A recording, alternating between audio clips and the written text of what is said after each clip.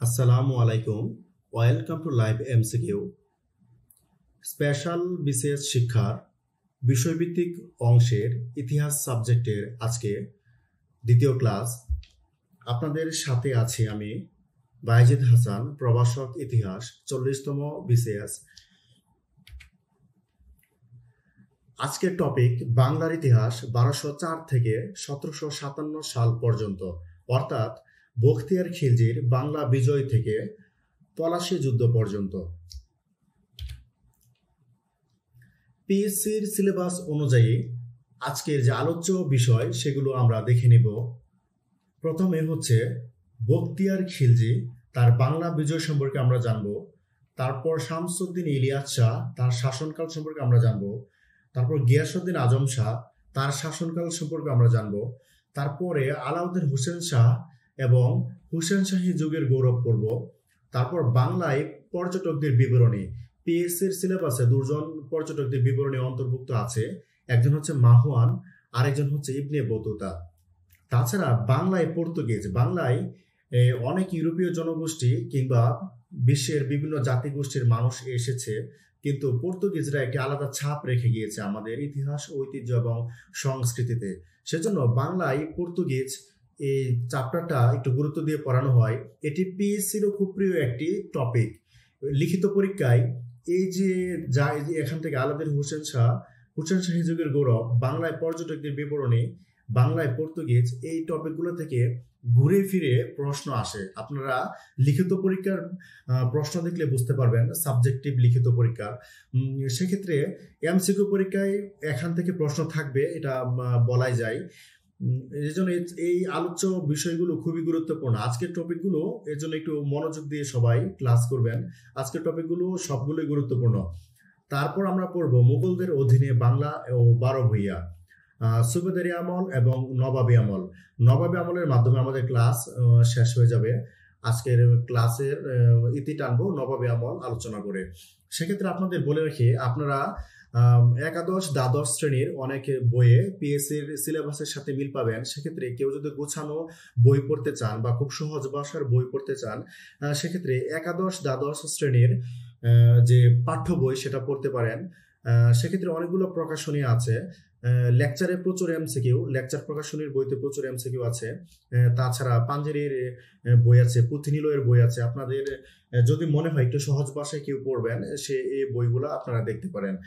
আর যারা অনার্স লেভেলের মৌলিক বই পড়তে পারবেন তাদের জন্য ভালো হয়।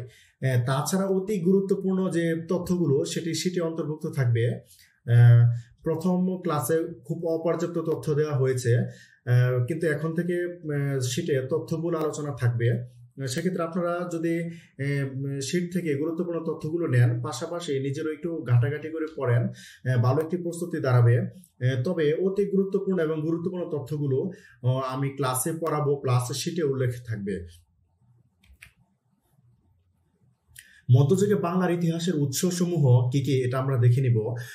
প্রথম হচ্ছে ফার্সি ইতিহাসাবলী ও গঠনপঞ্জি সমূহ।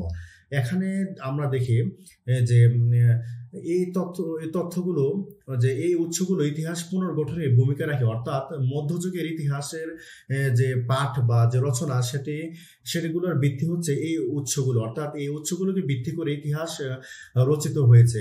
সেক্ষেত্রে সাহিত্যিক উৎসগুলো গুরুত্বপূর্ণ। এখানে বিভিন্ন গ্রন্থ বা গ্রন্থের লেখকের নাম আসতে পারে পরীক্ষায়, সেক্ষেত্রে এগুলো আপনারা পড়ে নেবেন। এখানে সবচেয়ে গুরুত্বপূর্ণ হচ্ছে তবাকাতি নাসিরি মিনহাজুস সিরাজের, তাছাড়া তারিকি ফিরোজ শাহী এই নামে একই নামে দুইজন লেখক বই লিখেছেন, অর্থাৎ জিয়াউদ্দিন বারানি এবং শামসি সিরাজ আফিফ, দুইজন লেখক একই নামে দুইটি বই লিখেছেন। তারিকি ফিরোজ শাহী একটি বই লিখেছেন বারানি, তারিকি ফিরোজ শাহী অপর বইটি লিখেছেন এই শামসি সিরাজ আফিফ। এখানে গুরুত্বপূর্ণ বই আছে, গ্রন্থগুলোর নাম এখানে দেয়া আছে। সেক্ষেত্রে এখানে আমরা দেখব বাহারিস্তানি গায়েবী বইটি গুরুত্বপূর্ণ। তাছাড়া আইনি আকবরী এবং আকবরনামা। তবে এই প্রশ্ন আইনি আকবর এবং আকবরনামা এই বইটি নাম অনেকবার এসেছে পরীক্ষায়, সুতরাং স্পেশাল বিশেষ এরকম সহজ প্রশ্ন আসবে বলে মনে হয় না। রিয়াজুস সালাতিন গুলাম হোসেন সলিম এই গ্রন্থটি গুরুত্বপূর্ণ এখানে। তাছাড়া তারিখি বাংলা সলিমুল্লাহ এই গ্রন্থটির নামও আপনারা মনে রাখবেন। অর্থাৎ এখানে যে বইয়ের নামগুলো দিয়েছে সেগুলো সবই গুরুত্বপূর্ণ, কিন্তু যেগুলো অতি গুরুত্বপূর্ণ বলেছে সেগুলো অবশ্যই মনে রাখবেন আপনারা। এখান থেকে যে ধরনের প্রশ্ন হতে পারে, তবাকাতে নাসিরি গ্রন্থের লেখককে, এখানে দেখেন একটি গ্রন্থ উল্লেখ করে গ্রন্থের লেখকের নাম চাওয়া হয়েছে। তাছাড়া 2 নম্বর প্রশ্নে রিয়াজুস সালাতিন এই গ্রন্থের লেখককে। এরকম হচ্ছে বিভিন্ন বইয়ের নাম আসতে পারে কিংবা আসবে, এটা বলা যায়। এখন আমরা বখতিয়ারের বাংলা বিজয় সম্পর্কে আলোচনা করব। বখতিয়ারের বাংলা বিজয় নিয়ে আলোচনার পূর্বে আমরা তার প্রাথমিক জীবন সম্পর্কে একটু জেনে নিব।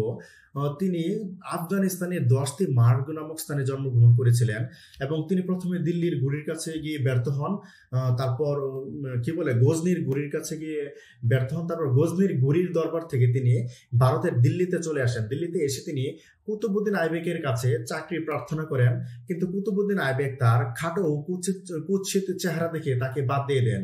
বখতিয়ার দেখতে খুবই খাটো ছিলেন এবং তার চেহারা ছিল কুৎসিত এবং তার 2 হাত ছিল দেহের থেকে অনেক বেশি লম্বা, অর্থাৎ বখতিয়ারের 2 হাত হাঁটু ছাড়িয়ে যেত। তার একটি অদ্ভুত শারীরিক বৈশিষ্ট্যের জন্য কুতুবউদ্দিন আইবেক তাকে বাদ দিয়ে দেন। তারপর তিনি বদাউনের হিজবর উদ্দিনের কাছে আসেন, এখানেও তিনি বাদ পড়ে যান। তারপর তিনি বখতিয়ার অযোধ্যার হুসামউদ্দিনের দরবারে উপস্থিত হন। হুসামউদ্দিন তার মেধা, যোগ্যতা এবং কর্মস্পৃহা দেখে আকৃষ্ট হয় এবং তাকে ভগবত এবং বিহুলি নামক 2টি জেলার জায়গির প্রদান করেন এবং সীমান্তরক্ষী নিযুক্ত করেন। এখান থেকে বখতিয়ার খিলজি তার স্বপ্ন পূরণের একটি জায়গা পেয়ে যায়, অর্থাৎ তিনি একটি ভিত্তির উপর দাঁড়িয়ে যান এবং ভগবত এবং বিহুলিকে কেন্দ্র করে তিনি প্রভাব বিস্তার করা শুরু করেন। তিনি আশেপাশের হিন্দু রাজ্যসমূহ আক্রমণ করেন এবং সেখান থেকে ধন সম্পদ হস্তগত করেন এবং এভাবে তিনি একটি নাম অর্জন করেন। তার নাম ডাক ছড়িয়ে গেলে অন্যান্য যে জাতির লোকজন আছে, তুর্কি, খিলজি, আফগান, এরা বখতিয়ার খিলজির সেনাবাহিনীতে যোগ দেয়। ফলে বখতিয়ার মোটামুটি আকারের একটি সেনাবাহিনী গঠন করতে সক্ষম হয়েছিলেন এবং 1203 সালে তিনি উদন্তপুর বিহার জয় করেন। বিহার আক্রমণ করে বা জয় করে তিনি কুতুবউদ্দিন আইবেকের সাথে সাক্ষাৎ করেছিলেন এবং কুতুবউদ্দিন আইবেক তার প্রশংসা করেছিলেন এবং তাকে উপহার দিয়েছিলেন। বাংলা আক্রমণ করেছিলেন বখতিয়ার খিলজি 1204 সালে। বাংলা আক্রমণের আগে বখতিয়ার খিলজি তার গুপ্তচর দিয়ে বাংলার ভৌগোলিক অবস্থান এবং সেন বংশের যে অবস্থা আছে সেটি খোঁজ খবর নেন। বাংলা আক্রমণের ক্ষেত্রে বখতিয়ার খিলজি কিছু কৌশল অবলম্বন করেছেন। বাংলায় প্রবেশের যে গতানুগতিক রাস্তা, পশ্চিম দিক থেকে তেলিয়াগড়ের গিরিপথ, এখান দিয়ে প্রবেশ না করে তিনি ঝাড়খণ্ডের যে দুর্গম অঞ্চল অর্থাৎ জঙ্গল, সেখান দিয়ে বাংলায় প্রবেশ করেন। ফলে তেলিয়াগড়ের গিরিপথে লক্ষণ সেনের সৈন্যদের মোকাবেলা করতে হয়নি, মানে বিনা বাধায় তিনি বাংলায় প্রবেশ করেন।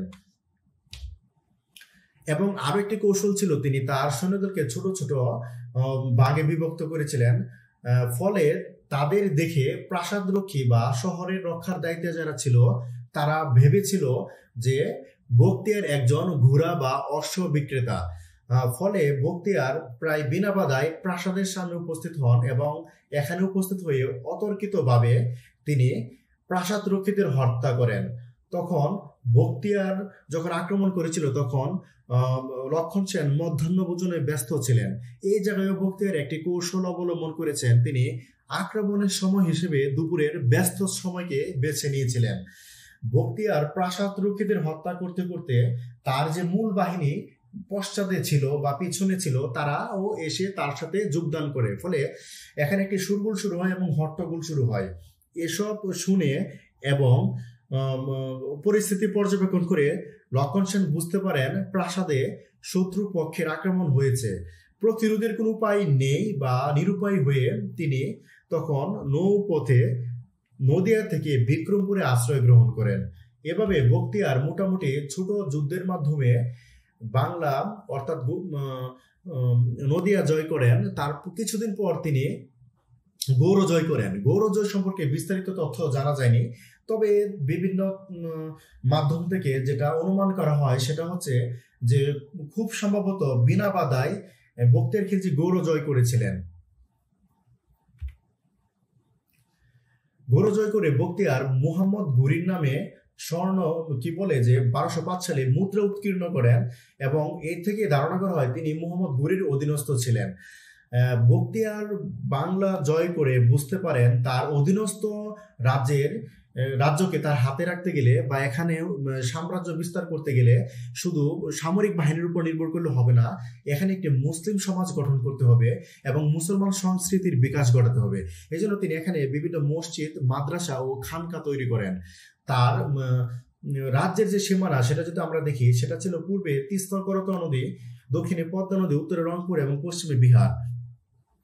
এবং তিনি প্রশাসনিকভাবে তার এলাকাকে কয়েকটি ইউনিটে ভাগ করেছিলেন, অর্থাৎ আমরা এখন যেমন দেখি জেলা, বিভাগ, সেরকমই বখতিয়ার খিলজি তার অধীনস্থ এলাকাকে 3টি ইক্তায় বিভক্ত করেছিলেন। অর্থাৎ তিনি যে প্রশাসনিক ইউনিটে বিভক্ত করেছিলেন তার অধীনস্থ এলাকাকে, সে প্রশাসনিক ইউনিটকে ইক্তা বলা হতো এবং ইক্তার যে প্রশাসনিক প্রধান অর্থাৎ শাসনকর্তা তাকে মুক্তা বলা হতো।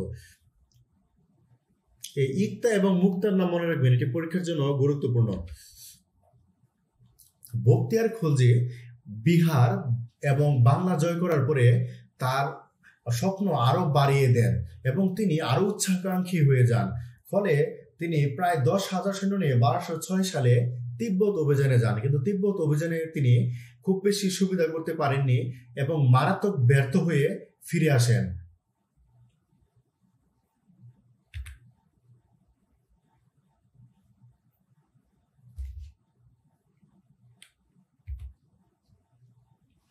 তিব্বত জয়ে ব্যর্থ হয়ে বখতিয়ার মারাত্মকভাবে ভেঙে পড়েন এবং মানসিকভাবে দুর্বল হয়ে যান।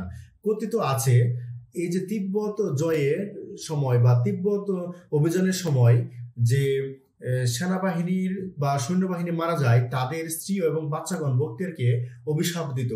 তিব্বত অভিযানের পর বেশি দিন তিনি জীবিত থাকেননি। 1206 সালে তিনি মৃত্যুবরণ করেন।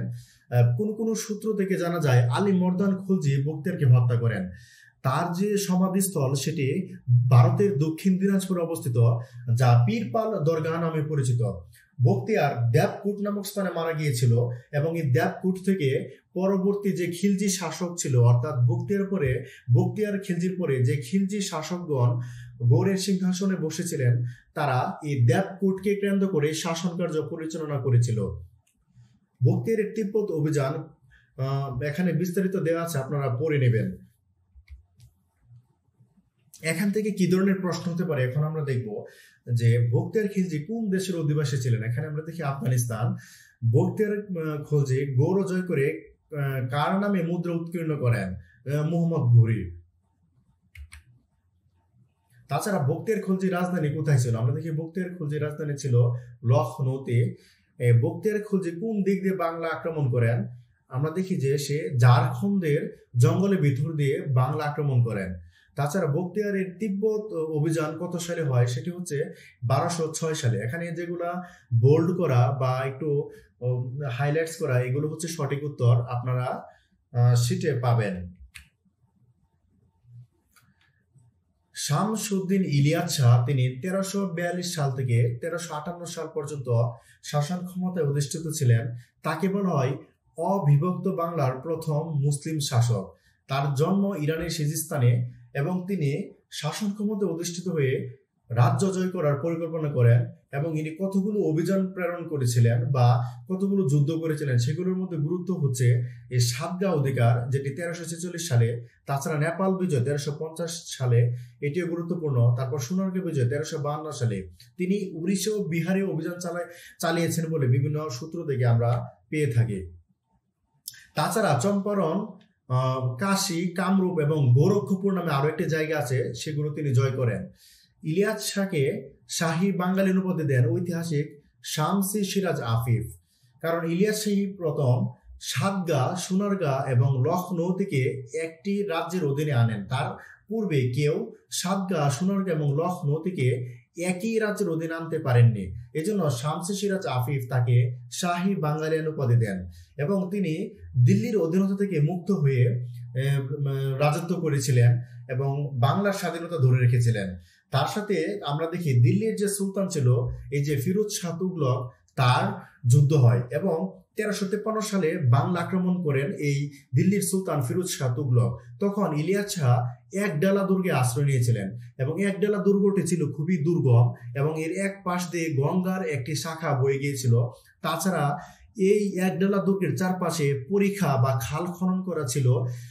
এছাড়া এই দুর্গটির রাস্তাও ছিল খুব দুর্গম।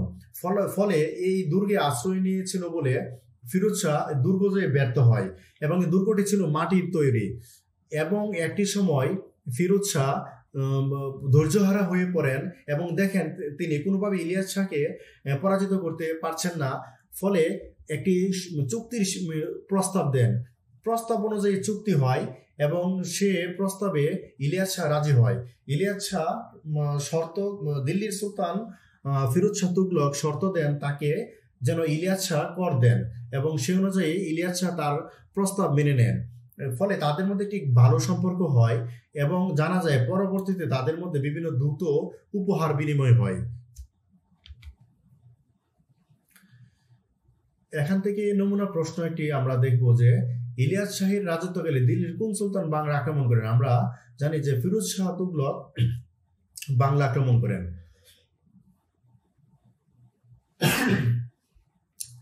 এখন আরেকটি প্রশ্ন, যদি একটু ডিপ প্রশ্ন হয় বা একটু ঘুরিয়ে দেয়, বিভিন্ন অ্যাঙ্গেল থেকে প্রশ্ন হতে পারে। সাবজেক্টিভ 100টি প্রশ্নের মধ্যে কিছু প্রশ্ন সহজ থাকবে, কিছু প্রশ্ন কিছুটা অ্যাঙ্গেলে বা একটু ডিপ থেকে দিবে, এটা নিশ্চিত থাকেন।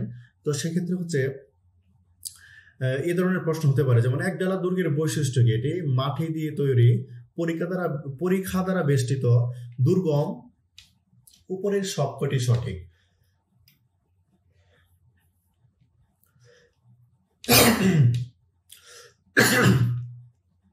আরেকটি প্রশ্ন, ইলিয়াস শাহ কবে সোনারগাঁ দখল করেন? ইলিয়াস শাহের সোনারগাঁ দখল খুবই গুরুত্বপূর্ণ।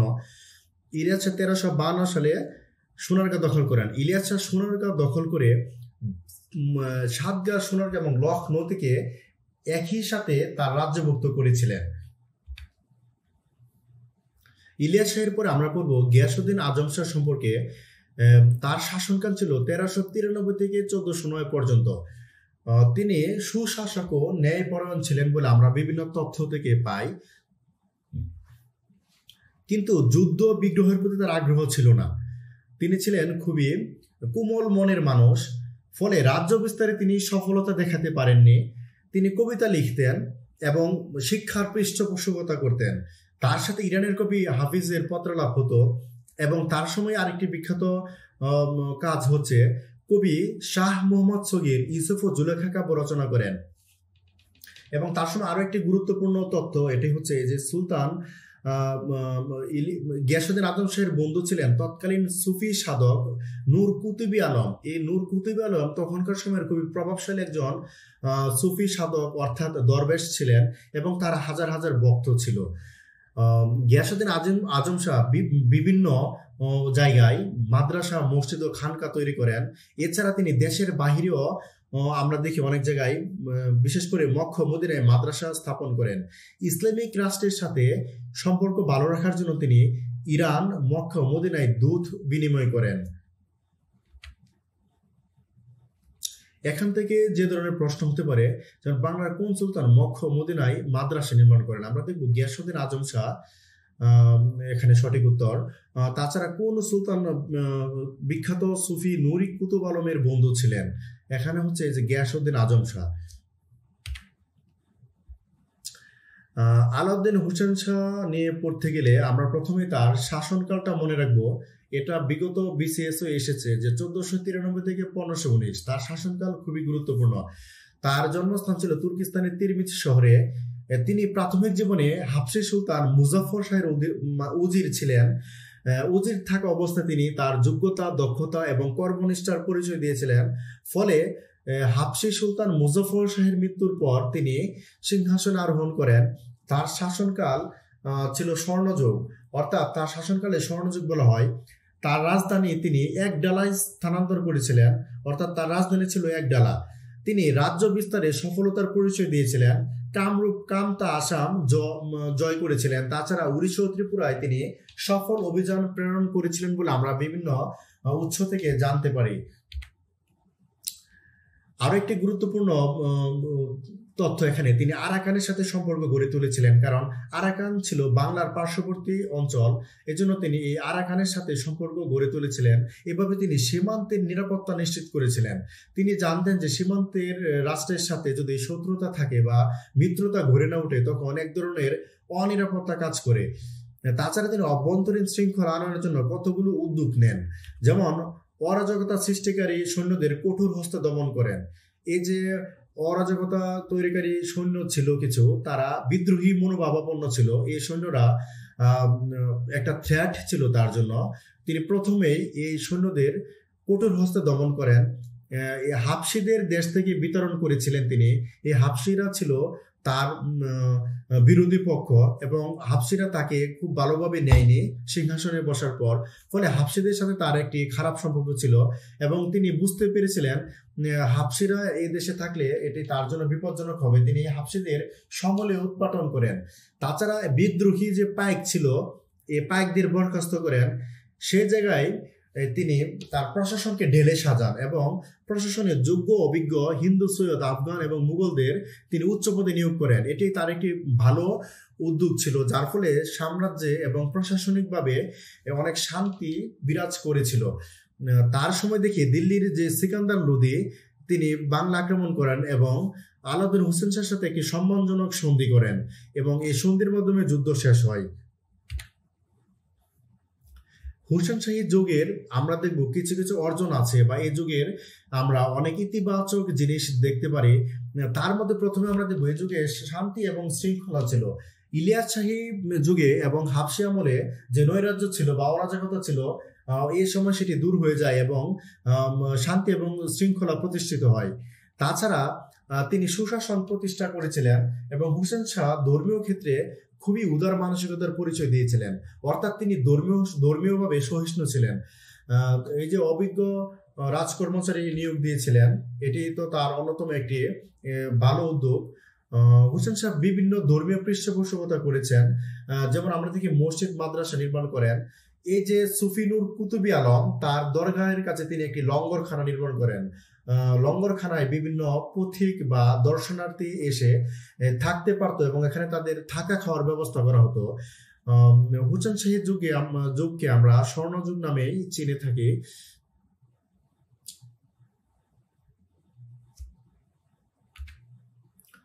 তার সময়ে স্থাপত্য শিল্পেরও বিকাশ ঘটে। এ সময় আমরা দেখি গৌড়ের ছোট সোনা মসজিদ এবং ঘুমতি দ্বার নির্মাণ হয়।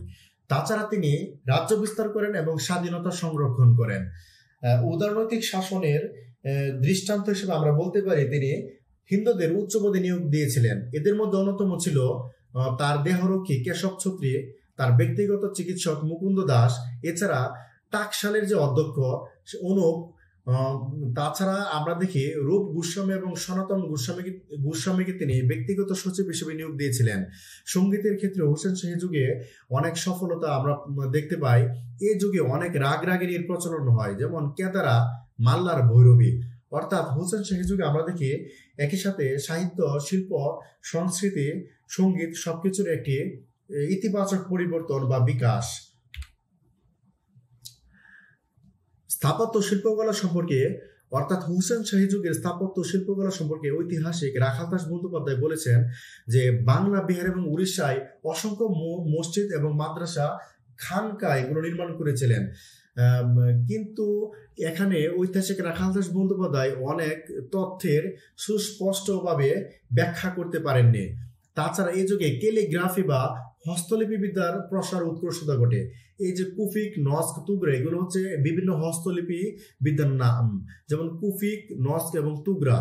তাছাড়া এই যুগে স্বর্ণ, রৌপ্য মুদ্রা ও হস্তলিপির পরিচয় বহন করে, অর্থাৎ স্বর্ণ, রৌপ্য মুদ্রায় অনেক ধরনের হস্তলিপি বিদ্যার ডিজাইন অঙ্কিত থাকতো।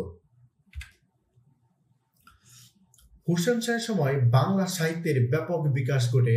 আমরা দেখি তার অধীনস্থ শাসনকর্তা পরাগল খান ও ছুটি খানের পৃষ্ঠপোষকতায় কবীন্দ্র পরমেশ্বর শ্রীকরনন্দী বাংলা ভাষায় মহাভারত অনুবাদ করেন।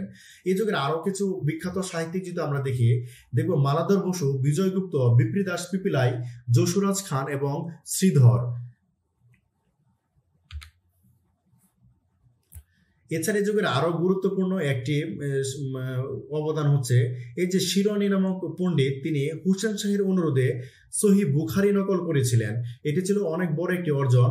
তাছাড়া সৈয়দ মীর আলভী হেদায়েতুর রামি নামক একটি ধনুর্বিদ্যার গ্রন্থ প্রণয়ন করেন। হ্যাঁ, এই যুগের সবচেয়ে বড় কৃতিত্ব হচ্ছে এই যুগে শ্রী চৈতন্য দেব তার আবির্ভাব হয় এবং তার বৈষ্ণব ধর্মের বিকাশ ঘটে, এবং বাংলায় যে ভক্তিবাদ বা ভক্তি আন্দোলনের সূচনা সেটি কিন্তু শ্রী চৈতন্য দেবের হাত ধরেই, এবং শ্রী চৈতন্য দেব বাংলা ভাষায় তার বৈষ্ণব ধর্ম প্রচার করতেন, ফলে বাংলা ভাষার একটি বিকাশ ঘটে। আমরা দেখি পাল বা সেনামলে বাংলা ভাষার বিকাশ স্থিমিত হয়ে গিয়েছিল, তখন সংস্কৃত, পালি ইত্যাদি ভাষা বিকশিত হয়েছিল। সেই জায়গা থেকে হুসেন শাহী আমলে এসে বাংলা ভাষার একটি নবজাগরণ আমরা দেখতে পাই। ফলে হুসেন শাহী যুগের এটি একটি বড় একটি কৃতিত্ব যে বাংলা ভাষার পৃষ্ঠপোষকতা এবং গৌরব। এই যে শ্রী চৈতন্য দেব তিনি বাংলা ভাষায় বৈষ্ণব ধর্ম প্রচার করতেন বলে আলাউদ্দিন হোসেন শাহ তাকে পৃষ্ঠপোষকতা করেন। হিন্দু লেখকরা আলাউদ্দিন হোসেন শাহ প্রতি এতটাই কৃতজ্ঞ ছিলেন, এতটাই খুশি ছিলেন যে তারা আলাউদ্দিন হোসেন শাহকে বিভিন্ন উপাধিতে ভূষিত করেন। যেমন আমরা দেখি নৃপতি তিলক, জগৎ ভূষণ এবং কৃষ্ণের অবতার। তাছাড়া বাংলা ভাষা নিজস্ব সাংস্কৃতিক সত্তা খুঁজে পায় এই যুগে।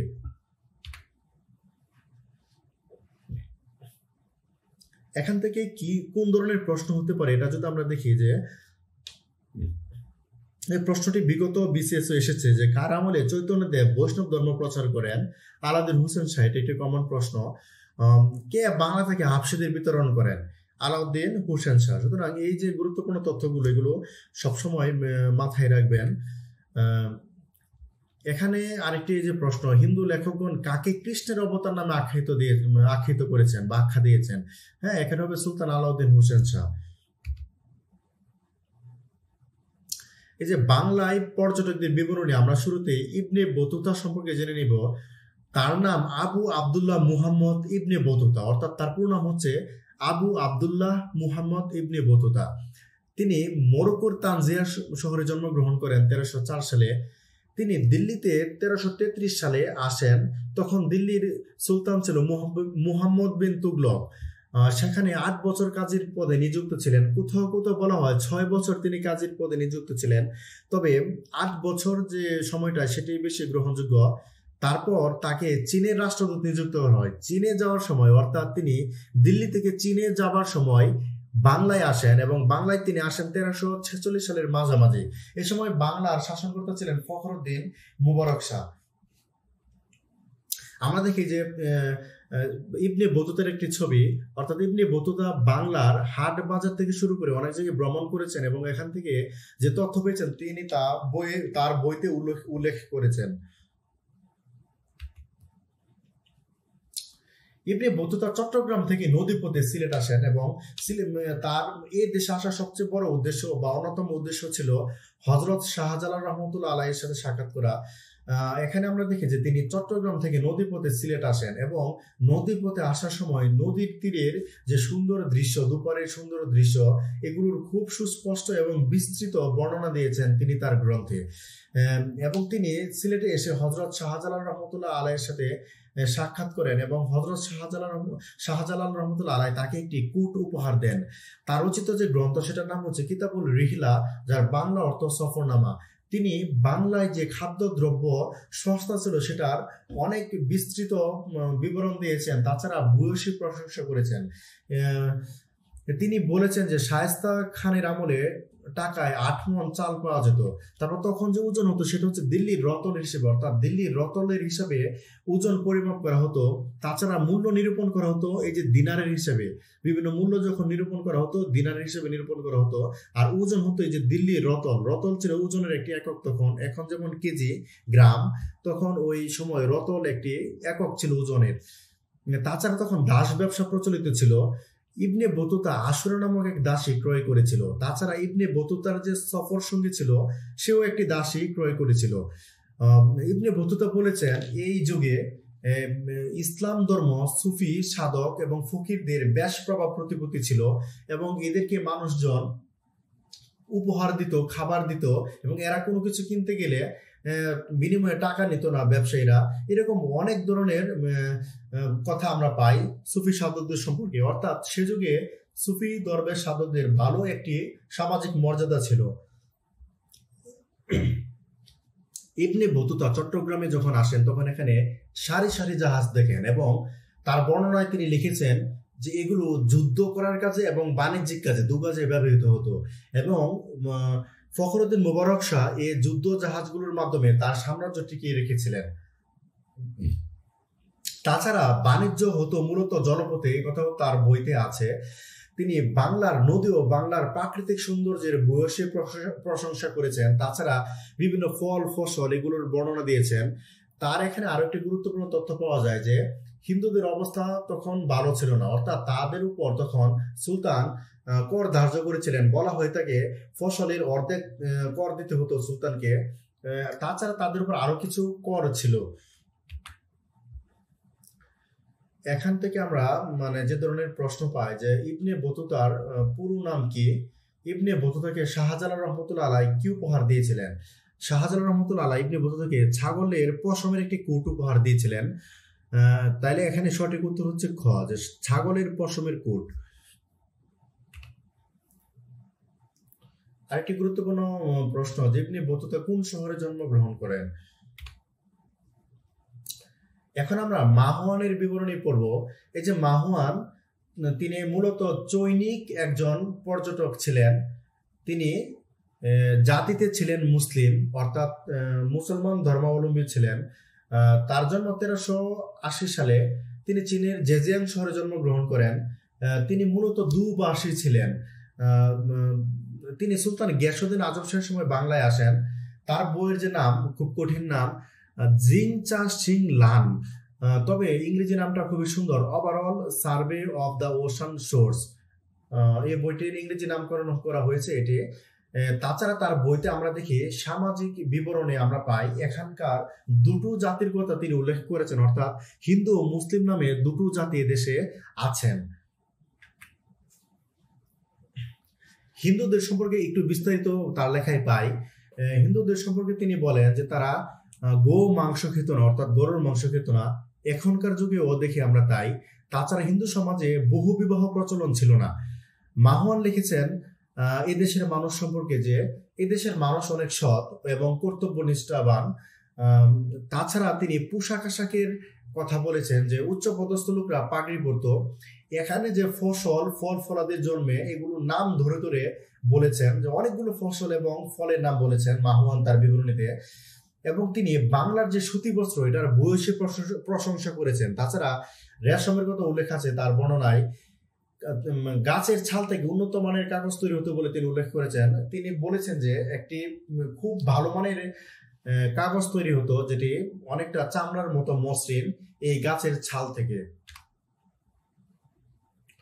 তাছাড়া তিনি দেশে মদ তৈরির কথা বলেছেন। এটা মূলত তারি এবং চাল থেকে মদ তৈরি করা হতো। শাস্তির কথা বলতে গিয়ে তিনি বলেছেন যে এখানে দুই ধরনের শাস্তি দেওয়া হতো, অর্থাৎ প্রহার করা এবং নির্বাসন প্রদান। বাঁশ দিয়ে প্রহার এবং নির্বাসন এখানকার দুটো গুরুত্বপূর্ণ শাস্তি ছিল।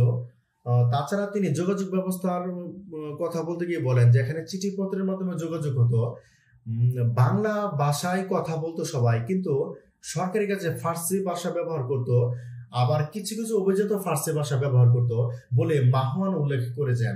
বিনোদনের ক্ষেত্রে তিনি পশুযুদ্ধ, মল্লযুদ্ধ এগুলোর কথা উল্লেখ করেছেন। তাছাড়া এখানে বাদ্যযন্ত্র সহযোগে নাটক প্রচলিত ছিল, সঙ্গীত এবং নৃত্য প্রচলিত ছিল। মুদ্রার নাম ছিল টঙ্কাই। টঙ্কা ছিল রূপ্য মুদ্রা, অর্থাৎ রূপার তৈরি। এখন যেমন টাকা, তখন ছিল টঙ্কা। তাছাড়া পান দিয়ে অতিথি আপ্যায়ন করা হতো বলে তিনি তার বর্ণনায় উল্লেখ করেছেন। বর্তমান সমাজেও দেখি যে গ্রাম পর্যায়ে পান দিয়ে অতিথি আপ্যায়ন করা হয়। তার বর্ণনার কিছু সীমাবদ্ধতা আছে। এই যে তার বর্ণনার কিছু সীমাবদ্ধতা আছে। তার বর্ণনায় আমরা শুধু সমাজের উঁচু শ্রেণীর মানুষের চিত্র বা বিবরণ পাই, নিম্ন শ্রেণীর মানুষের কোনো তথ্য তার লেখনীতে পাওয়া যায় না। এটা তার রচনার বা লেখনের অন্যতম একটি উইক পয়েন্ট, যে তার বর্ণনায় নিম্ন শ্রেণীর মানুষের বিবরণ আমরা পাই না। তারপর দেখবো বাংলায় পর্তুগিজদের আগমন। বাংলায় অনেক জাতিগোষ্ঠী এসেছে, ভারতীয় উপমহাদেশে অনেক জাতিগোষ্ঠী এসেছে। প্রথমে দেখি যে 1487 সালে বার্থেলোমিউ দিয়াজ ঊর্ধ্বমাসা অন্তরীপ পর্যন্ত আসেন। তারপরে ভাস্কো দা গামা 1498 সালে ভারতের কালিকট বন্দরে আসেন। এর মাধ্যমে ইউরোপীয়রা জলপথে ভারতের সাথে পরিচিত হয়। বাণিজ্যিক উদ্দেশ্যে পর্তুগিজরা প্রথম 1516 সালে এখানে আসে। এই দেশে তাদের উদ্দেশ্য শুধু বাণিজ্যিক ছিল না, এছাড়াও তাদের কর্মকাণ্ড আরো ব্যাপক পরিসরে বিস্তৃত ছিল। যেমন তারা ধর্ম প্রচারে এখানে খুব চেষ্টা করত, ধর্ম প্রচারের সাথে সম্পৃক্ত ছিল। তারা ছিল ক্যাথলিক খ্রিস্টান। এই ক্যাথলিক খ্রিস্টানরা খ্রিস্ট ধর্ম প্রচার করত। তাছাড়া দাস ব্যবসা, তখনকার সময়ে দাস ব্যবসা কিন্তু খুবই একটি লাভজনক ব্যবসা ছিল এবং দাসদের প্রচুর চাহিদা ছিল। তারা এই দেশের মানুষকে জোর করে দাস হিসেবে বিক্রি করে দিত। তাছাড়া এই দেশে কৃষিকাজ করত তারা এবং ব্যবসা বাণিজ্য করে প্রভূত অর্থের মালিক হয়ে গেছিল। অর্থাৎ পর্তুগিজরা এই 16 এবং 17 শতকে ব্যবসা বাণিজ্য করে প্রচুর সম্পদ অর্জন করেছিল এবং প্রচুর অর্থের মালিক হয়েছিল। পর্তুগিজদের মাধ্যমে আমরা অনেকগুলো পণ্য এবং ফসলের সাথে পরিচিত হতে পারি। আমরা যদি বিশ্ব মানচিত্রে পর্তুগালের অবস্থান দেখি, তখন দেখবো তারা ইউরোপের একদম কর্নারে অবস্থিত, সমুদ্রের কাছাকাছি।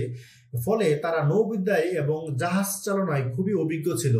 তারা সমগ্র পৃথিবীব্যাপী বিচরণ করত। এই যে বিচরণ করার সময় তারা অনেক জিনিস সাথে নিয়ে যেত, আবার অনেক জিনিস নতুন নতুন জায়গা থেকে নিয়ে আসতো। এভাবে তারা বিভিন্ন পণ্য এবং ফসলের সাথে আমাদের পরিচয় করান। এছাড়া এক ধরনের গ্লোবালাইজেশন করে ফেলেছিল তারা এই খাবারের বা ফসলের।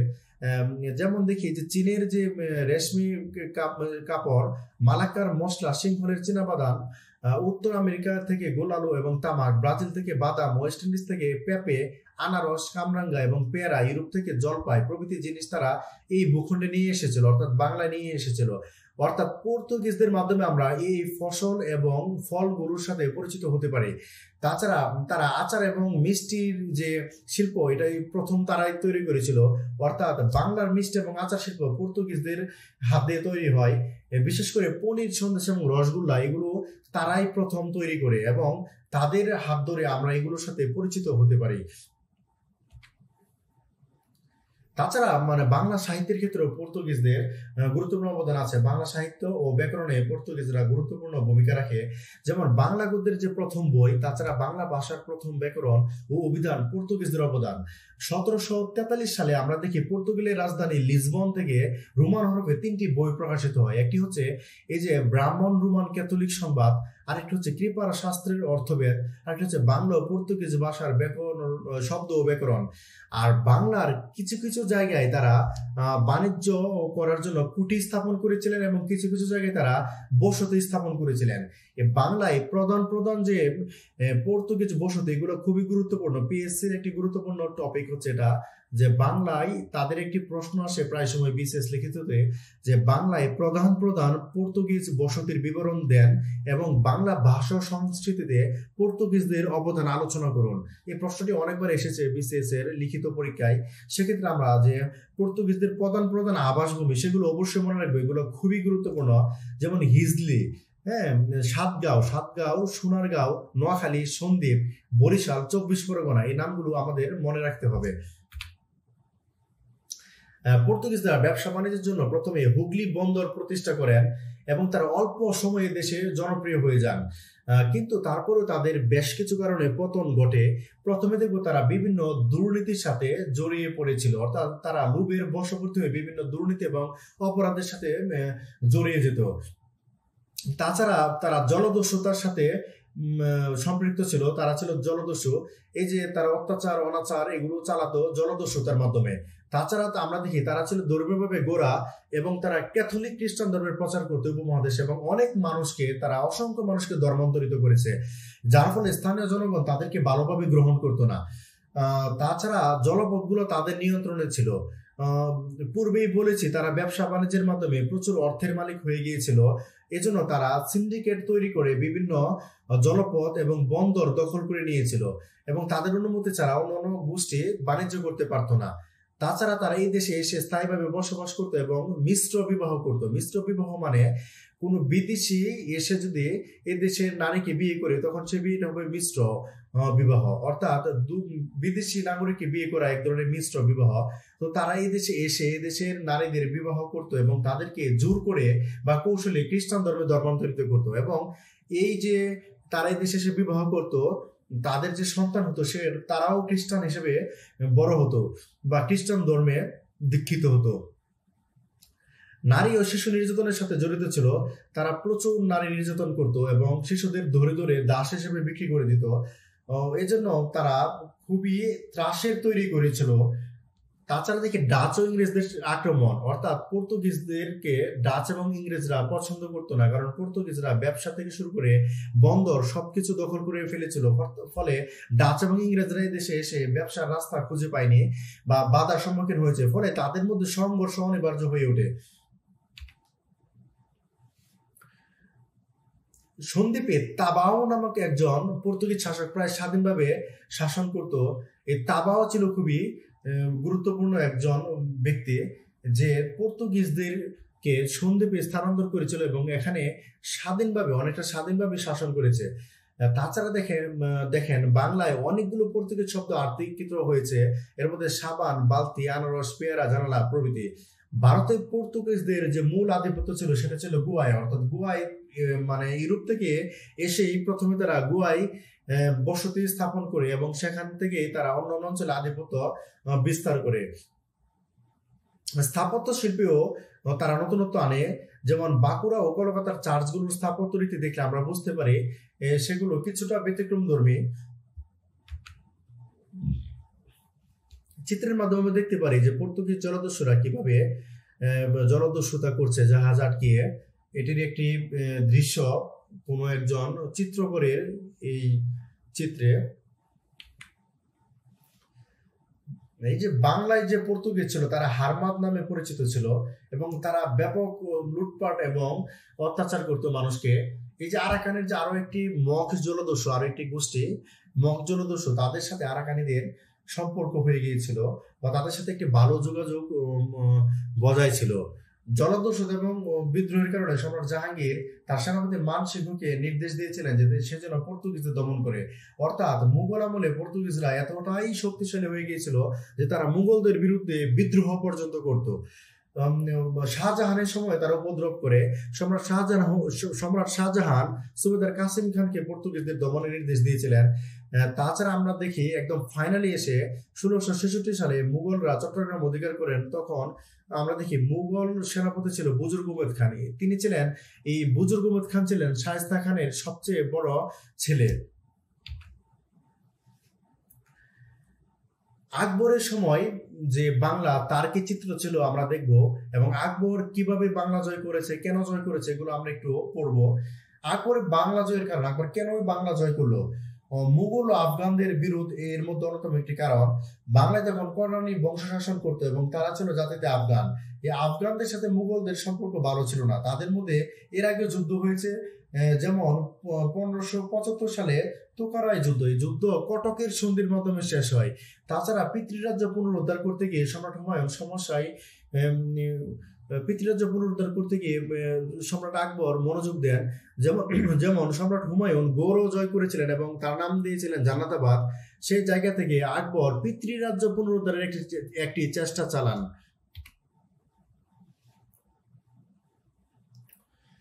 তাছাড়া আকবরের সাম্রাজ্যবাদী নীতি, আমরা জানি আকবর অনেকদিন রাজত্ব করেছিলেন, ফলে তার একটি পলিসি ছিল সাম্রাজ্য বিস্তার এবং আকবরের সময়ে মুঘল সাম্রাজ্য অনেক বিস্তৃত হয়। সে সাম্রাজ্যবাদী নীতির অংশ হিসেবে মুঘল সাম্রাজ্যের পার্শ্ববর্তী একটি রাষ্ট্র বা রাজ্যকে সে জয় করতে যাবে, এটাই খুব স্বাভাবিক।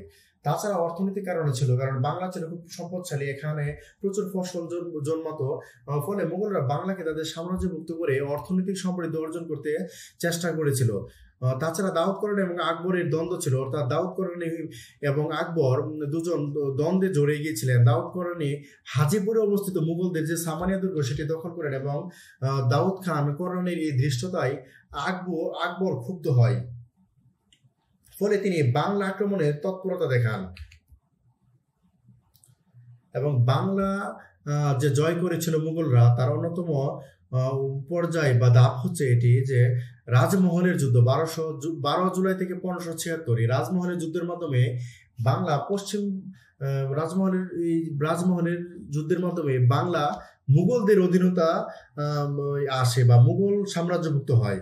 এই যুদ্ধের মাধ্যমে আকবর দাউদ খান কররানীকে পরাজিত করে বাংলা জয় করেন এবং মুঘলরা দাউদ খান কররানীকে হত্যা করেন। আমরা যদি দেখবো যে দাউদ খান কররানীর রাজধানী ছিল তান্ডাই, এটি মনে রাখবেন। আর দাউদ খানের পিতার নাম ছিল সুলাইমান কররানী।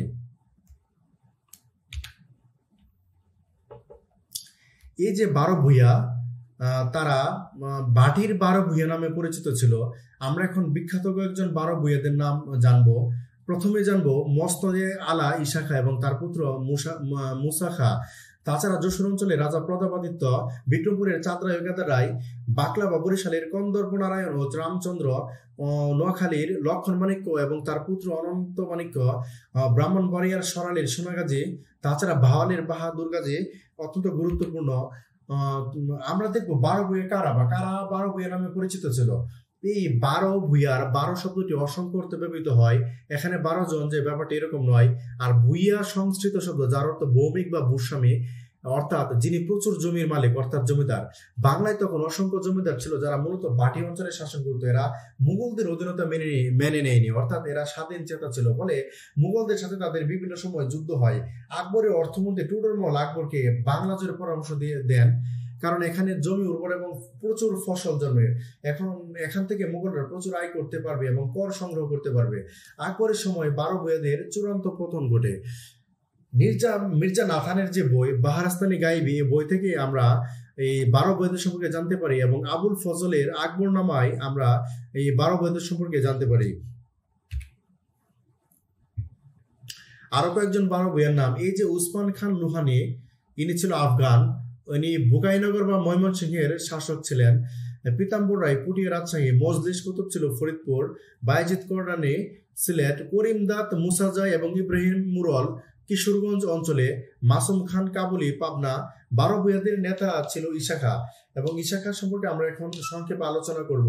এই ঈশা খা ব্রাহ্মণবাড়িয়ার সরালে জন্মগ্রহণ করেন 1529 সালে এবং তার বাবার নাম ছিল কালিদাস গজদানি এবং কালিদাস থেকে তার নাম হয়ে যায় সুলাইমান খান, কারণ তার বাবা পরবর্তীতে ইসলাম ধর্ম গ্রহণ করেছিল। এই যে আমরা ঈশা খা জীবনের যে টাইম ফ্রেম 1599 থেকে 1529, 1529 থেকে 1599, এটি খুবই গুরুত্বপূর্ণ। ঈশা খার এই যে জন্ম এবং মৃত্যুর সন সেটি মনে রাখবেন। 1574 সালে ঈশা খা ও মুঘল সেনাপতি শাহবাজ খানের যুদ্ধ হয়। শাহবাজ খান পরাজিত হয়, অর্থাৎ মুঘলরা কররানী বংশের দাউদ খানকে পরাজিত করলেও বাংলা তখনও মুঘলদের সম্পূর্ণ করায়ত্তে আসেনি, অর্থাৎ মুঘলদের বড় শত্রু ছিল বাংলা। কারণ বাংলায় যে 12 ভূঁইয়া ছিল, এই 12 ভূঁইয়ারা প্রায় স্বাধীনভাবে রাজত্ব করে আসছিল। 1598 সালে ঈশা খা মানসিংহ যুদ্ধ হয় এবং মানসিংহ পরাজিত হয় আমরা দেখি। তাছাড়া তখন একটি প্রবাদ প্রচলিত আছে যে উভয়ের মধ্যে মল্লযুদ্ধ হয়।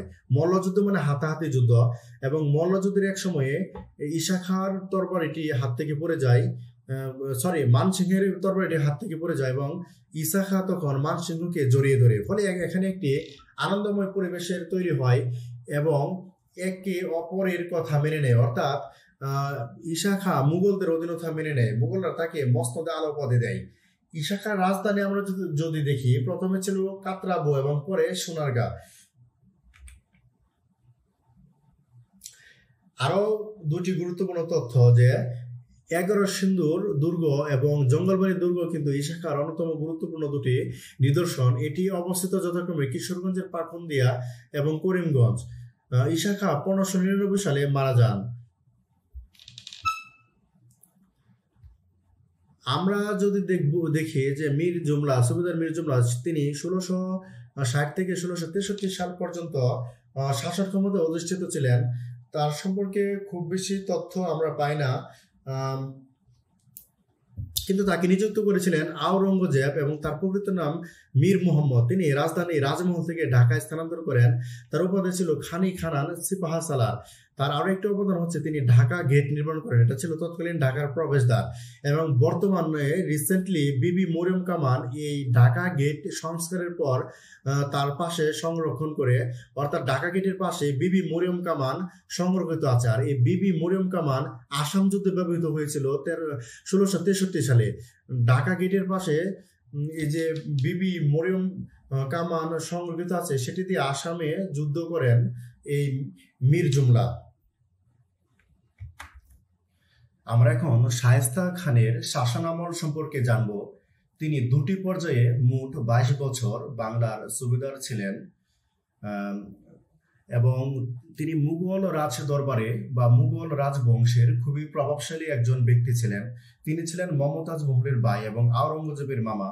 তার সবচেয়ে বড় কৃতিত্ব, তিনি চট্টগ্রাম থেকে আরাকানিদের দূর করেন এবং চট্টগ্রাম বিজয় করে তার নাম রাখেন ইসলামাবাদ। তাছাড়া সন্দ্বীপ জয় এবং জয়ন্তিয়া অভিযান খুবই গুরুত্বপূর্ণ। এই জয়ন্তিয়ার রাজা কিছুদিন পর পর সিলেট বা শ্রীহট্ট অঞ্চলে প্রবেশ করত এবং লুটতরাজ চালাতো, ফলে আইন শৃঙ্খলার ব্যাঘাত ঘটত এবং জনজীবনে এক ধরনের ভোগান্তির তৈরি হতো। ফলে শায়েস্তা খান জয়ন্তিয়ার রাজাকে অভিযান করে দমন করেন।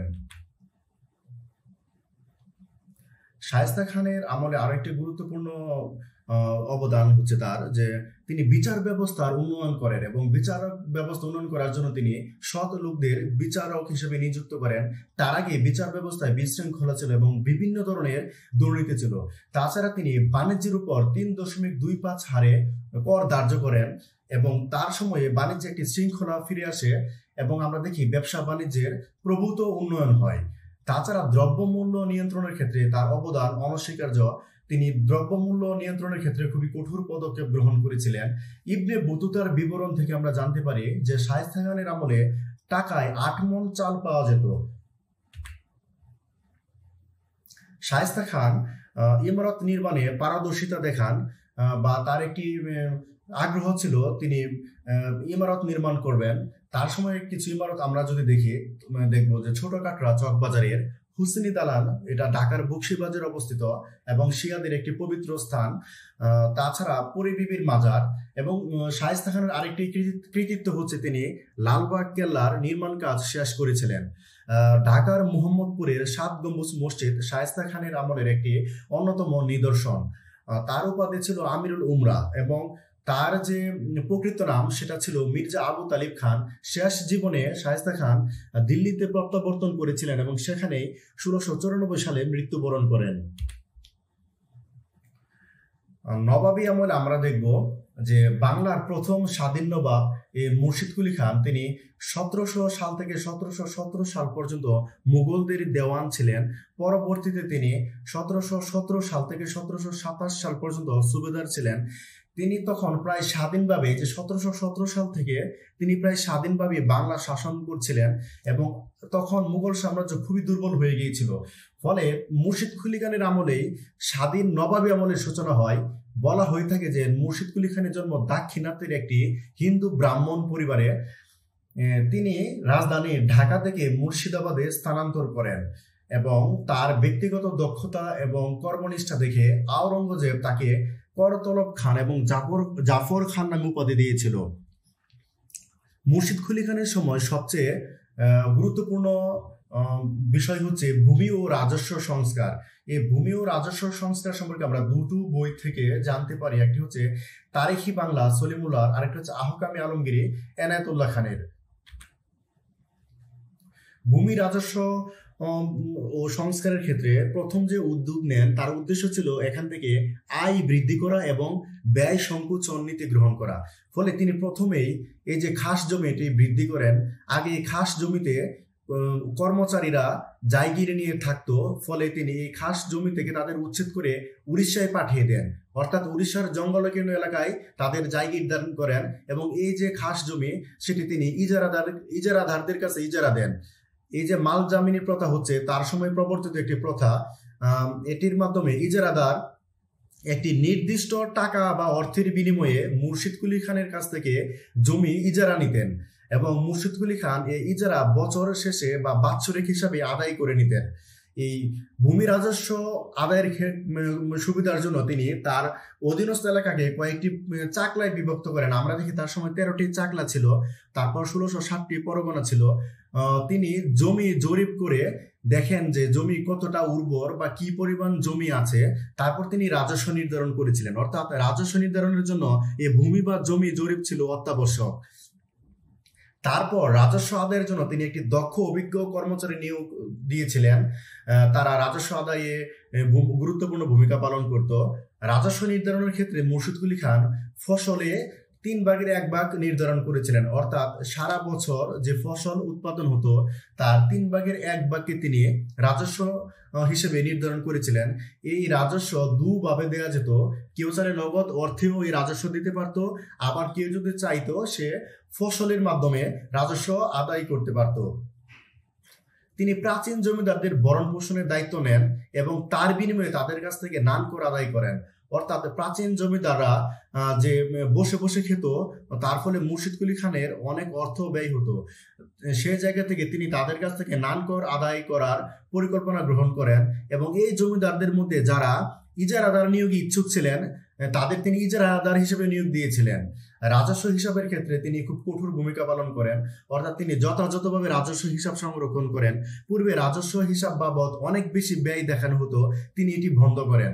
তাছাড়া রাজস্ব আদায়ে তিনি অনেক কঠোর পদক্ষেপ নিতেন, অর্থাৎ যারা রাজস্ব আদায়ে ব্যর্থ হতেন বা রাজস্ব আদায়ে গরিমসি করতেন অথবা দুর্নীতি করতেন তাদেরকে তিনি কঠিন শাস্তির আওতায় আনতেন। তার সময় যে কর্মচারী নিয়োগ করেছিল রাজস্ব আদায়ে তাদের মধ্যে উল্লেখযোগ্য হচ্ছে আমিল, কাননগো, মুৎসদ্দি, তাছাড়া শিকদার এবং পাটোয়ারি নামে আরো 2 শ্রেণীর কর্মচারী ছিল। রাজস্ব আদায়ের ফলাফল হিসেবে আমরা দেখব তখন বাণিজ্যের উন্নতি ও তার রাজ্যের আয় বৃদ্ধি পায়, তাছাড়া কৃষকদের উন্নয়ন হয় এবং তিনি সেই উন্নয়নের মাধ্যমে কৃষি ক্ষেত্রে গুরুত্বপূর্ণ ভূমিকা রাখেন। তাছাড়া তার আয় বৃদ্ধি হওয়ার ফলে তিনি কৃষকদের ঋণ দান করতে সক্ষম হন। তাছাড়া তার সময় অনেক মুসলমানরা জমিদারি হারান। মুর্শিদ কুলি খান হিন্দুদেরকে প্রাধান্য দিতেন, ফলে তার সময়ে আমরা দেখি বড় বড় কিছু হিন্দু জমিদারি তৈরি হয়। এর মধ্যে নাটোরের দিঘাপাতিয়া জমিদার বাড়ি, ময়মনসিংহের মুক্তাগাছা জমিদার বাড়ি, রঘুনন্দনের নাটোর জমিদার বাড়ি অন্যতম। জেমস গ্রান্টের একটি অসাধারণ বই আছে, এটা হচ্ছে analysis of the finance of the Bengal. এই বইয়ে মুর্শিদ কুলি খানের রাজস্ব ব্যবস্থার অনেক প্রশংসা করেন এবং এর সম্পর্কে তিনি বিস্তারিত বর্ণনা দেন। মুর্শিদ কুলি খান যে শাস্তি দিতেন তার মধ্যে অন্যতম ছিল এই বৈকুণ্ঠ। বৈকুণ্ঠ হচ্ছে এমন এক ধরনের শাস্তি যার মাধ্যমে তিনি ময়লা আবর্জনাপূর্ণ গর্তে কাউকে ফেলে দিতেন। মুর্শিদ কুলি খান আমরা জানি তিনি মুর্শিদাবাদে রাজধানী স্থাপন করেন এবং এই মুর্শিদাবাদের পূর্ব নাম কিন্তু মুর্শিদাবাদে ছিল এবং মুর্শিদ কুলি খান মুসলমান হওয়ার পর তার নাম কিন্তু হয়ে গিয়েছিল মুহাম্মদ হাদি। মুর্শিদ কুলি খান আরো একটা উদ্যোগ নিয়েছিলেন, সেটা তিনি হচ্ছে বাণিজ্যের উপর শুল্ক আরোপ করেছিলেন, যাকে বলা হতো শায়ের। এই শায়ের পরিমাণ ছিল 2%, অর্থাৎ 2% শুল্ক বা শায়ের আদায় করতেন তিনি বাণিজ্যের ক্ষেত্রে। তার সময়ে তার আয় এত বৃদ্ধি পেয়েছিল তিনি মুঘল সম্রাটকে প্রতি বছর 1,03,00,000 টাকা পাঠাতে সক্ষম হয়েছিলেন। নবাবী আমল বলতে আমরা বুঝি, আমরা নবাবী আমল কি সেটা দেখবো। নবাবী আমল বলতে বুঝি আমরা 1704 সাল থেকে 1764 সাল পর্যন্ত যে সময়, সেটিকে এই সময় নবাবরা মুঘলদের অধীনতা থেকে মুক্ত হয়ে প্রায় স্বাধীনভাবে এই অঞ্চল শাসন করত। এটাকে নবাবী শাসন বলা হয় এবং এই শাসনের সূত্রপাত করেছিলেন কিন্তু মুর্শিদ কুলি খান।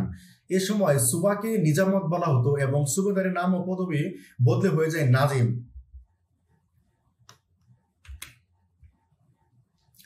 আলিবর্দী খান সম্পর্কে আমরা জানবো। তিনি ছিলেন জাতিতে তুর্কি এবং শিয়া ধর্মাবলম্বী। তিনি গিরিয়া যুদ্ধের মাধ্যমে 1740 সালে সরফরাজ খানকে পরাজিত এবং হত্যা করে সিংহাসনে বসেন। তার সময় গুরুত্বপূর্ণ ঘটনা হচ্ছে মারাঠা আক্রমণ। এই মারাঠারা বর্গী নামেও পরিচিত ছিল। তারা ছিল খুবই দুর্ধর্ষ এবং খুবই নিষ্ঠুর। এই মারাঠারা বাংলায় ঘন ঘন আক্রমণ করত। প্রথম পর্যায়ে মারাঠা আক্রমণ হয় 1742 সালে। ফলে মারাঠাদের কারণে শান্তি শৃঙ্খলা বিঘ্নিত হয়েছিল এবং আইন শৃঙ্খলার অবনতি ঘটেছিল। আলীবর্দী খান তাদের সাথে একটি শান্তি চুক্তিতে আবদ্ধ হন এবং চুক্তি এর শর্ত অনুযায়ী মারাঠাদের তিনি 12 লাখ টাকা প্রদান করেন। এই যে মারাঠাদের তিনি 12 লাখ টাকা প্রদান করেছেন, এই টাকাকে বলা হয় চোদ, অর্থাৎ এটা হচ্ছে মারাঠাদেরকে প্রদত্ত অর্থ। এবং তার সঙ্গে তিনি রুস্তম হকের বিদ্রোহ দমন করেন। তাছাড়া দ্বিতীয় মুর্শিদ কুলি খানের বিদ্রোহ দমন করেন এবং তিনি যে মারাঠাদের সাথে যুদ্ধ করতেন তাদের মধ্যে ছিল রাজা শাহ এবং রঘুজি ভোসলে, এরা ছিল মারাঠা নায়ক। এদের সাথে আলীবর্দী খানের যুদ্ধ হয়েছিল এবং সম্পর্ক খুব বাজে ছিল। আমরা জানি আলীবর্দী খান খুবই উদার মানসিকতার ছিলেন। ঐতিহাসিক গোলাম হোসেন তাবাত ভাই আলীবর্দীকে মহৎ প্রাণ বলে উল্লেখ করেছেন। আমরা আলোচনার একদম শেষ পর্যায়ে চলে এসেছি। এ পর্যায়ে আমরা সংক্ষেপে নবাব সিরাজউদ্দৌলা এবং পলাশী যুদ্ধ সম্পর্কে আলোচনা করব। নবাব সিরাজউদ্দৌলার প্রকৃত নাম ছিলেন মির্জা মুহাম্মদ। তার জন্ম 1733 সালে এবং তার সঙ্গে গুরুত্বপূর্ণ ঘটনা হচ্ছে পলাশীর যুদ্ধ। এই যুদ্ধের বেশ কিছু কারণ ছিল। এর মধ্যে সিরাজের প্রতি অসহযোগিতা প্রদর্শন করেছিল ইংরেজরা। তাছাড়া দুর্গ নির্মাণ করেছিল, পাল্টাপাল্টি দুর্গ নির্মাণ করেছিল ফরাসিরা এবং ইংরেজরা। নবাব যখন তাদের নিষেধ করেন তখন ফরাসিরা দুর্গ নির্মাণ বন্ধ রাখেন, কিন্তু ইংরেজরা নবাবের আদেশকে কর্ণপাত না করে তাদের দুর্গ নির্মাণ অব্যাহত রাখেন। ফলে ইংরেজদের সাথে নবাবের সম্পর্ক আরো তিক্ত হয়ে যায়। তাছাড়া তার খালা গসিটি বেগম তার ছেলেকে বাংলা, বিহার এবং উড়িষ্যার সিংহাসনে বসাতে চাইতো। সে কারণে যখন নবাব সিংহাসনে বসে যায় তার ফলে তাদের মধ্যে একটা ক্ষোভ তৈরি হয় এবং একটি শত্রুতায় রূপ নেয়। ফলে গসিটি বেগম ষড়যন্ত্র শুরু করে। এই যে কৃষ্ণদাস, সে ছিল রাজ বল্লভের ছেলে এবং সে প্রচুর অর্থ এবং ধন সম্পদ নিয়ে ইংরেজদের কাছে আশ্রয় গ্রহণ করেছিলেন। এই যে কৃষ্ণদাস, তাকে প্রত্যর্পণ করার জন্য ড্রেক অসম্মতি জানান যে তাকে নবাবের কাছে ফেরত দেবে না, এবং নবাব তার কাছে একটি দূত পাঠিয়েছিলেন কিছু ঘটনা এবং ঝামেলা মীমাংসা করার জন্য, কিন্তু ইংরেজরা নবাবের দূতকে অপমানিত করেন এবং হুমকি দেন। তাছাড়া দস্তকের অপব্যবহার করেছিলেন তারা। দস্তক দিয়েছিল হচ্ছে কোম্পানিকে বিনা শুল্কে বাণিজ্য করার জন্য, কিন্তু দস্তকের অপব্যবহার করে কোম্পানির লোকেরা ব্যক্তিগতভাবে বাণিজ্য করত। ব্যক্তিগত বাণিজ্যে দস্তকের ব্যবহার ছিল বেআইনি, যার ফলে এটি নিয়েও নবাবের সাথে ইংরেজদের একটি তিক্ত সম্পর্ক তৈরি হয়। তাছাড়া এই হলওয়েল রচিত তখনকার সময়ের সবচেয়ে আলোচিত এবং সমালোচিত ঘটনা হচ্ছে এই অন্ধকূপ হত্যাকাণ্ড। কিন্তু এই হত্যাকাণ্ড নিয়ে অনেক ঐতিহাসিক সন্দেহ প্রকাশ করেছেন। এর মধ্যে অক্ষয় কুমার মৈত্রীয় অন্যতম। তাছাড়া প্রখ্যাত ঐতিহাসিক স্যার যদুনাথ সরকার বলেছেন যে কলকাতায় তখন 146 জন ইংরেজই ছিল না, সম্ভবত 60-70 জন ইংরেজ ছিল। তার মানে হলওয়েলের ঘটনা ঐতিহাসিক, হলওয়েলের এই ঘটনার ঐতিহাসিক কোনো ভিত্তি নেই। ক্লাইভ এবং মীর জাফরের মধ্যে একটি গোপন সন্ধি হয়েছিল 10 জুন 1757 সালে। এখানে তারা পরিকল্পনা করেছিল যে উপমহাদেশ থেকে ফরাসিদের বিতরণ করবে এবং নবাবকে সিংহাসন থেকে তারা বিতরণ করবে। তাছাড়া আলীনগরের যে সন্ধি 2 ফেব্রুয়ারি 1757 সালে হয়েছিল, এটি খুবই গুরুত্বপূর্ণ একটি সন্ধি। পলাশী যুদ্ধের কি ফলাফল হয়েছিল? প্রথমে দেখি এর মাধ্যমে রাজনৈতিক অস্থিরতা তৈরি হয়েছিল। তাছাড়া লুণ্ঠন যুদ্ধ, অর্থাৎ পলাশী যুদ্ধের 6 দিন পর্যন্ত এই বাংলার অনেক জায়গায় লুণ্ঠন কার্য চালিয়েছিল ইংরেজরা। এবং এই যে নবাব সিরাজউদ্দৌলার পরাজয় হয়েছিল তার 6 দিন পর, অর্থাৎ লর্ড ক্লাইভ মীর জাফরকে সিংহাসনে বসান। সেই মধ্যবর্তী 6 দিনের মধ্যে এরা অনেক লুণ্ঠনযজ্ঞ চালিয়েছিল, যাকে পলাশী প্লান্ডার বলা হয়। এবং এই লুণ্ঠনযজ্ঞের জন্য রবার্ট ক্লাইভকে ব্রিটিশ পার্লামেন্টে জবাবদিহিতা পর্যন্ত করতে হয়েছিল। তারপর কোম্পানির লাভ, কোম্পানি এখান থেকে সম্পদ পাচার করার সুযোগ পায়, স্থানীয়ভাবে পুঁজি সংগ্রহ করে, এবং তারা দাক্ষিণাত্যে ফরাসিদের বিরুদ্ধে যুদ্ধ করে এবং এই বাংলার অর্থ সম্পদ নিয়ে তারা এখানে সাম্রাজ্য বিস্তার করেছিল এবং উপনিবেশ স্থাপন করেছিল। অভ্যন্তরীণ ব্যবসায় বিদেশিরা দস্তকের অপব্যবহারের মাধ্যমে বিনা শুল্কে অনেক সুবিধা গ্রহণ করতে থাকে এবং বিদেশিদের পরিমাণ বাড়তে থাকে ব্যবসা বাণিজ্যে। ফলে আমাদের দেশীয় ব্যবসায়ীরা ক্ষতির মুখোমুখি হয়। সম্প্রদায়গত ফলাফল ছিল মুসলমানরা পিছিয়ে পড়েছিল এবং হিন্দুদের এ সময় প্রভূত উন্নতি হয়, কারণ হিন্দুদের খুবই পছন্দ করতেন ব্রিটিশরা। যুদ্ধের তাৎপর্য হিসেবে স্যার যদুনাথ সরকার বলেছেন এই সময় বাংলায় রেনেসাঁস বা নবযুগের সূচনা হয়, কিন্তু আমরা দেখি তার এই মতের বিপক্ষে অনেক ঐতিহাসিক মতামত দিয়েছেন। যদুনাথ সরকারের মতামত হলো যে পলাশী যুদ্ধের মাধ্যমে দেশে পাশ্চাত্য সভ্যতা, সংস্কৃতি এবং শিক্ষার বিস্তার ঘটে এবং আমরা আধুনিকতার ছোঁয়া পাই। কিন্তু পলাশী যুদ্ধের মাধ্যমে অন্ধকার যুগের সূচনা হয়েছিল বলে অনেক ঐতিহাসিক মতামত প্রকাশ করেন, কারণ এর পরের যে 200 বছর সেটা ছিল শোষণ এবং অপশাসনের। সিরাজের পরাজয়ের প্রধান কারণ হচ্ছে তার ব্যক্তিগত আচরণের ত্রুটি, উদ্ধতা। অনেকগুলো তথ্য থেকে, অনেকগুলো উৎস থেকে আমরা পাই যে তিনি অনেকের সাথে খারাপ ব্যবহার করতেন। মীর জাফরের সাথে তিনি অনেক খারাপ ব্যবহার করেছিলেন, অনেক অমাত্যর সাথে তিনি উদ্ধতপূর্ণ আচরণ করতেন। তাছাড়া ক্লাইভের ধূর্ততা, ক্লাইভ কূট কৌশলের মাধ্যমে এখানে নবাব সিরাজউদ্দৌলাকে পরাজিত করেছিল। তাছাড়া সিরাজউদ্দৌলার ছিল আত্মবিশ্বাসের অভাব এবং তিনি অনেক ভ্রান্ত নীতি নিয়েছিলেন। সম্ভবত খুব কম বয়সে সিংহাসনে বসার কারণে তার ভিতর যে চারিত্রিক দৃঢ়তা সেটা গড়ে ওঠেনি। তাছাড়া ইংরেজদের উন্নত রণকৌশলও এই যুদ্ধে জয়ের জন্য দায়ী। হিন্দু বিদ্রোহের তথ্য বিচার, কেউ কেউ মনে করেন জগৎ শেঠ, উমিচাঁদ প্রমুখ হিন্দু অভিযাত্রা মুসলমান নবাবের অধীনতা থেকে মুক্ত হতে চাচ্ছিল, অর্থাৎ তারা মুসলিম শাসনের অবসান চাচ্ছিল। তবে হিন্দু প্রজাগণ মুসলমান নবাবদের অপছন্দ করতেন এমন কোনো তথ্য আমরা পাইনি।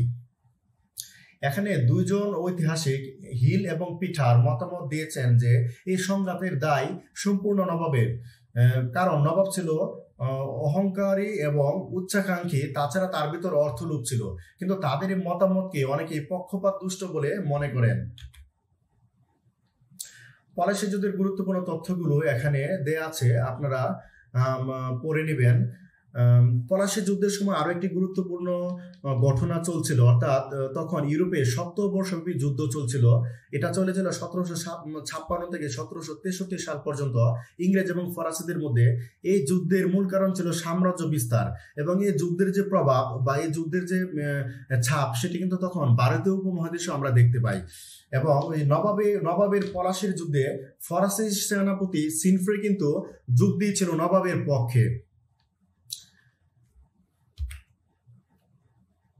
এটাই চিত্র করবে পলাশীর যুদ্ধের একটি আম্রবাগানের একটি চিত্র, শিল্পীর তুলিত আঁকা।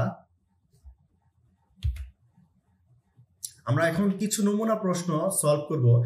যেমন আমরা দেখি ইশাখার জঙ্গলবাড়ি দুর্গ কোথায় অবস্থিত? ইশাখার জঙ্গলবাড়ি দুর্গ অবস্থিত ছিল কিশোরগঞ্জে। তাছাড়া 11 সিন্ধুর দুর্গ কিন্তু কিশোরগঞ্জে অবস্থিত। এই জঙ্গলবাড়ি দুর্গ কিশোরগঞ্জের করিমগঞ্জ উপজেলায় অবস্থিত। পর্তুগিজ জলদস্যুরা কি নামে পরিচিত ছিল? আমরা দেখি পর্তুগিজ জলদস্যুরা হারমাথা নামে পরিচিত ছিল। 12 বেদেরকে আফগান ছিল, অর্থাৎ উসমান খান লোহানী আফগান ছিল। তাছাড়া মাহুয়ান বাংলার বিবরণে বিনিময়ের মাধ্যম হিসেবে মুদ্রার কথা উল্লেখ করেছেন, তখন রৌপ্য মুদ্রার প্রচলন ছিল। আর এই পর্তুগিজরা যে ধর্ম প্রচার করতো সেটি ছিল ক্যাথলিক খ্রিস্টান, অর্থাৎ তারা ক্যাথলিক খ্রিস্টান ছিল। বাংলা ভাষায় প্রথম ব্যাকরণ আমরা জানি পর্তুগাল থেকে প্রকাশিত হয়েছিল, সেটি ছিল রোমান হরফে।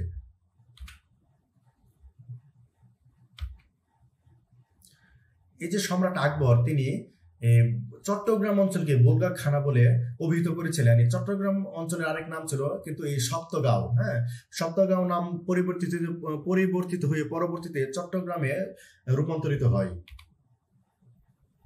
এই রাজমহলের যুদ্ধের মাধ্যমে আকবর দাউদ খান কররানীকে পরাজিত করে বাংলায় মুঘলদের যে শাসন সেটি প্রতিষ্ঠিত করেছিল। এটি হয়েছিল 1576 সালে। আলাউদ্দিন হোসেন শাহের সময় দুজন বিখ্যাত লেখক ছিল, একজন হচ্ছে রূপ গোস্বামী, আরেকজন হচ্ছে সনাতন গোস্বামী। তারা দুই ভাই ছিল। এর মধ্যে রূপ গোস্বামী দুটি বই লেখেন, একটি হচ্ছে বিদগ্ধ মাধব ও ললিত মাধব। এই যে ইলিয়াস শাহ তাকে কি বলে, আলাউদ্দিন হোসেন শাহ তাকে মধ্যযুগের গোপাল বলা হয়, কারণ তিনি হাবশিদের বিতরণ করে এবং পাইকদের এই দেশ থেকে উচ্ছেদ করে এখানে একটি সুশাসন প্রতিষ্ঠা করেছিলেন। আমরা দেখি গোপালও প্রাচীন বাংলায় মাৎসান্যায় দূর করেছিলেন এবং সুশাসন প্রতিষ্ঠা করেছিলেন। সুতরাং এই আলাউদ্দিন হোসেন শাহকে মধ্যযুগে গোপাল বলা হয়। মাল জামিনী প্রথাটি ফার্সি ভাষার শব্দ। বখতিয়ার খিলজির যে সমাধিস্থল, তার সমাধিস্থল হচ্ছে দক্ষিণ দিনাজপুর। এটি ভারতের একটি অংশ বিশেষ। বখতিয়ার খিলজি মারা গিয়েছিলেন দেবকুটে, কিন্তু তার যে কবর সেটি হচ্ছে পীরপাল দরগা নামে অবস্থিত, সেটি দক্ষিণ দিনাজপুরে অবস্থিত। আমরা দেখি স্বাধীন সুলতানি আমল ছিল বাংলায় 1338 থেকে 1538 সাল পর্যন্ত।